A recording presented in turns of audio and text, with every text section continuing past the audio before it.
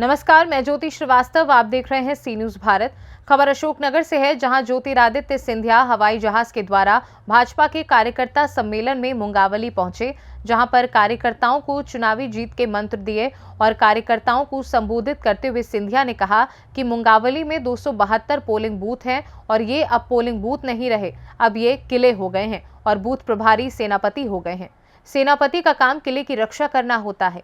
सेनापति की पूरी सेना होती है।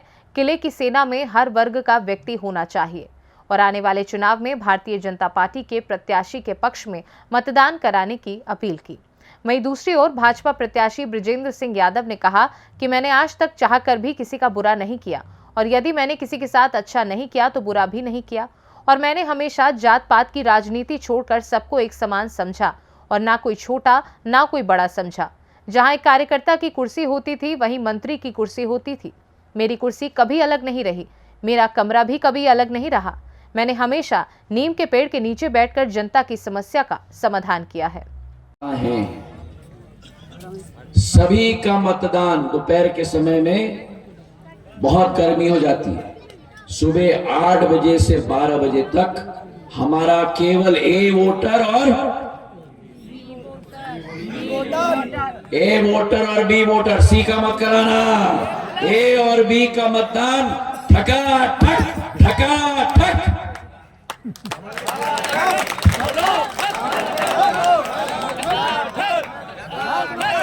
पहले दो तो बड़ा अच्छा ऊर्जा हो गई, तीसरे वाले में कम हो गई। बोलो ठका कमल के फूल के निशान पर 1 बजे दोपहर तक हो जाना चाहिए। सहमत हो? अब आखिरी बात, मेरे पन्ना प्रभारियों को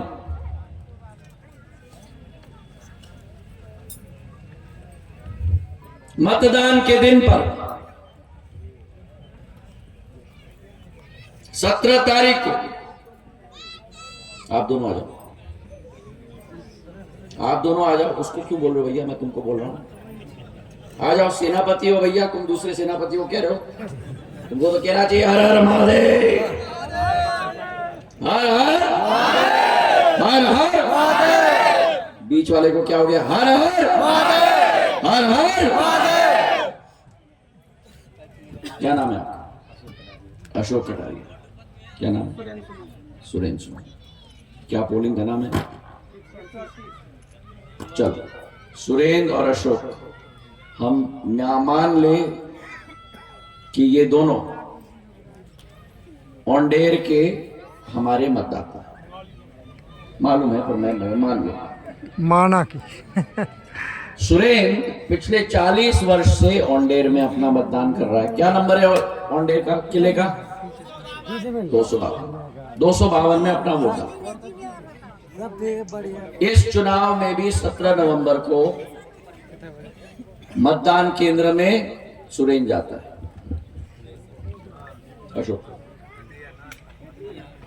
अशोक ओंडेर 251 का पीठासीन अधिकारी है। मेरे तरफ देखो तो मैं सुरेंद्र। जरा अशोक जरा देखना, ये मेरा वोटर आईडी कार्ड है, जरा चेक करना मेरा नाम कहाँ है, मुझे मतदान करना। सुरेंद्र को लग रहा है मुझे मतदान करना है, 10 बजे सुबह पहुंच गया। तो अशोक घूम के कहता है, देखकर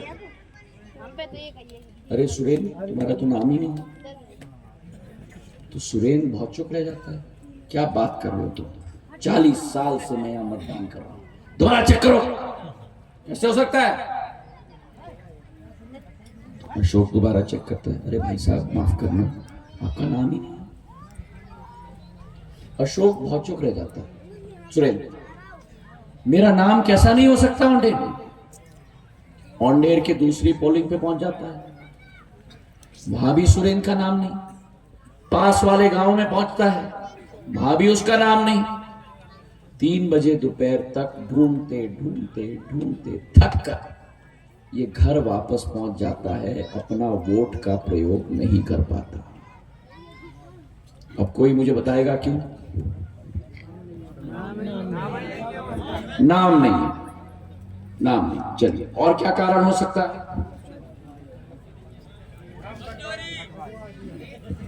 कटवा दिया। नाम कटवा दिया। 2 और क्या? पर्ची दबाई। किसने दबाई पर्ची? किसने दबाई पर्ची? किसने?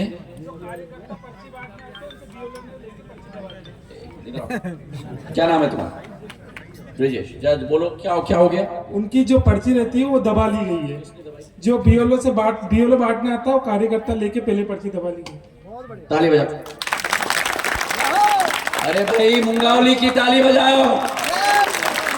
हाँ, क्या हुआ? पुराने जमाने में किला का सेनापति स्वयं मतदाता पर्ची बांटता था। आज बीएलओ पर्ची बांटता है। सुरेंद्र की पोलिंग बदल गई, ये सुरेंद्र को मालूम ही नहीं। क्यों? क्योंकि बीएलओ साहब सुरेंद्र के घर पे आए ही नहीं और मेरा वोटर, बीजेपी का कट्टर वोटर, वोट देने से वंचित रह गया। तो इस बार इस चुनाव में अध्यक्ष जी, प्रत्याशी जी, सर सेनापति जी, मतदाता पर्ची कमल का फूल लगा हुआ मेरा सेनापति बांटेगा।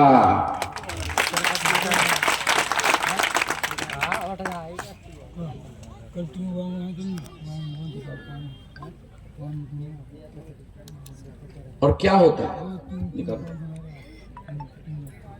ये मेरी मतदाता पर्ची।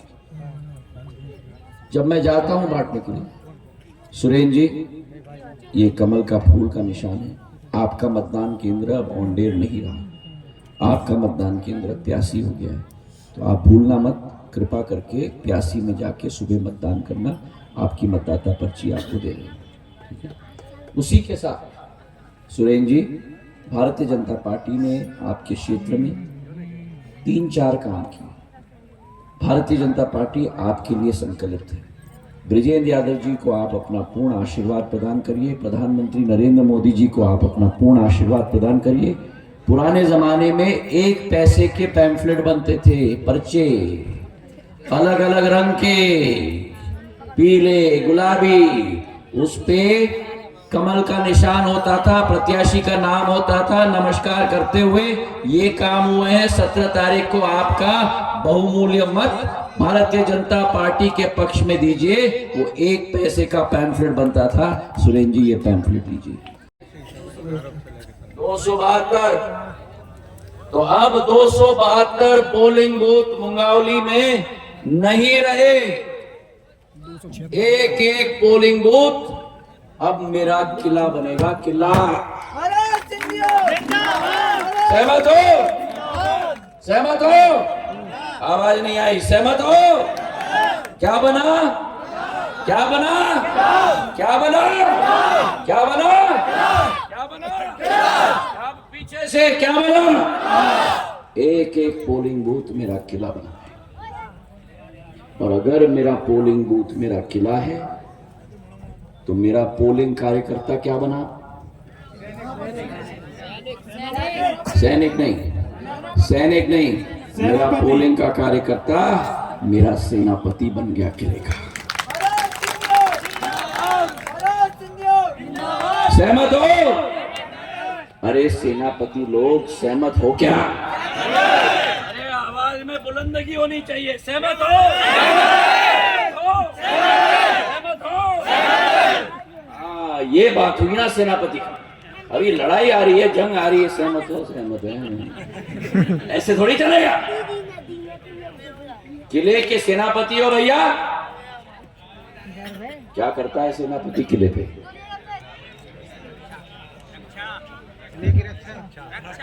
किले की रक्षा और सुरक्षा संचालन। पानी का बोतल दे दो। विवाह ठंडा है, गला खराब हो। ले लो। दो ना, विवाह के लिए दिया है तुमने, अपने आप रख लिया अपने के लिए। हाँ? सेनापति किले का रक्षा करता है। तो मेरे सेनापतियों को किले का रक्षा करना पड़ेगा। करोगे? और अगर किले की रक्षा करनी है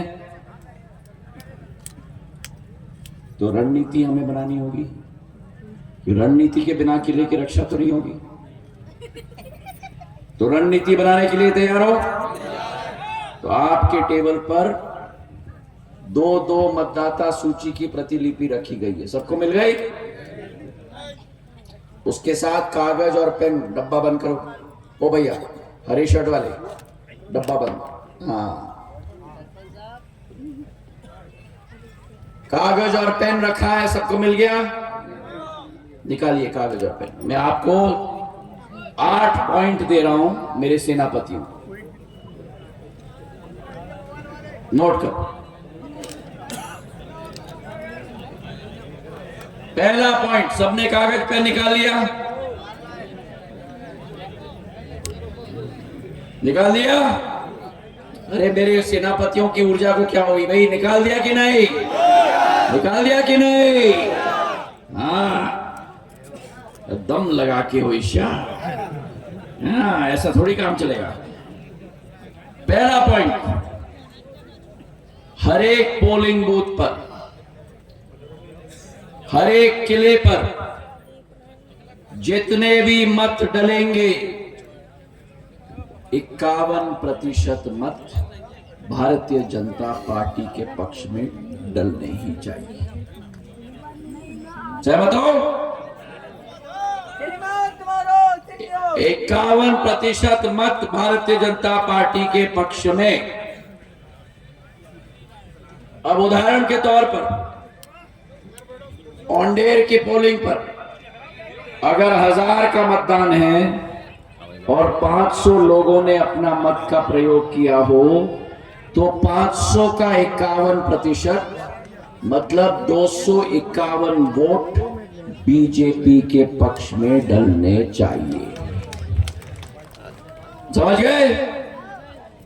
पहला पॉइंट। दूसरा पॉइंट,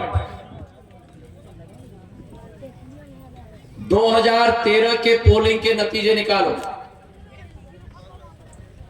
2018 के किले के नतीजे निकालो, 2020 के उपचुनाव के नतीजे निकालो, किले के, शक्ति केंद्र का नहीं, विधानसभा का नहीं।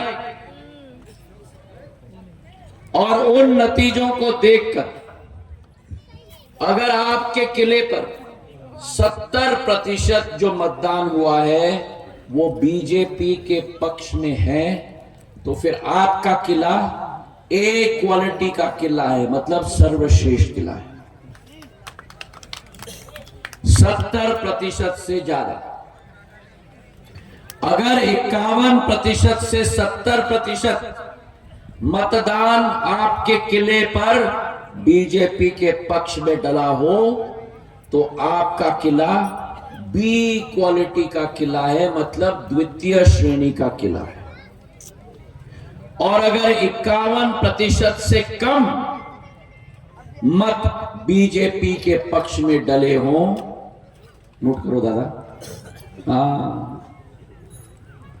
तो आपका किला सी क्वालिटी का किला है, मतलब तृतीय श्रेणी का। मैं दोबारा बोल रहा हूं, 70 से ज्यादा, 70 से ज्यादा, 51 से 70 और 51 से कम। तो इस चुनाव में हमारा टारगेट है, अगर हम सी श्रेणी के किले हैं तो इस चुनाव में हमको बी श्रेणी के किले में आना है। अगर हम बी श्रेणी के किले हैं तो इस चुनाव में, अरे दम से, हाँ। और अगर ए श्रेणी के किले हैं तो ए प्लस में आना है। ये दूसरा मेरा आपको निवेदन। अशोकनगर से सी न्यूज संवाददाता ओम प्रकाश कोरी की रिपोर्ट। इस खास रिपोर्ट में बस इतना ही। देश दुनिया की बाकी खबरों को जानने के लिए आप देखते रहिए सी न्यूज भारत।